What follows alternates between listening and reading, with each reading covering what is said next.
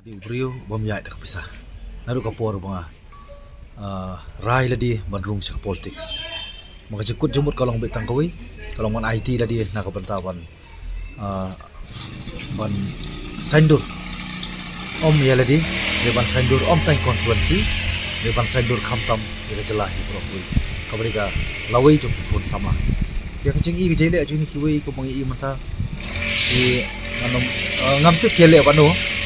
Lenga ngatip buat ngangit rubah pai ba kitip buat mapi press reporter ngatrai kitip mangadi ubah dia kun ba kanong rit kiwi tengah tip dia kun mano ai pai ba ken bisa de kata jeper kanong khatat pai ba kini I ru da jeper kidi ba start ru kaban puson ba bisa amar kene ka election ni ba lesing nang ya na kuwi kumang laya ni for balik dan kami nanti bakunu ini iya kejengkelah di nilai I bak kejengkelah ini tak banyak jempor kemudian seminggu kipor balik karena I bak nang warga kejengkelah nak kabar seminggu cakap bakam seminggu susu nomor kejeng I kabar don su ban perkat ik interest cakap lawai kilong dia kipatek interest kadai baik nam tai ladishman kejengit ther ki pisah tinggal babun konstituensi kami tang jonga kadau hi kadai ba kejeng perkat kejeng I kalau aku koi galak nanti ke kabu balik business ke politics.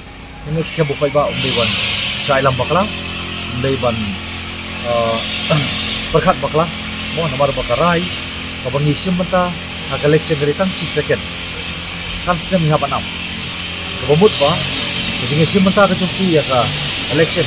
Ban sim di karai kadai bakir di hap isim menta lam ban rai, kumlo nak kamta kalawai, ilong dia ban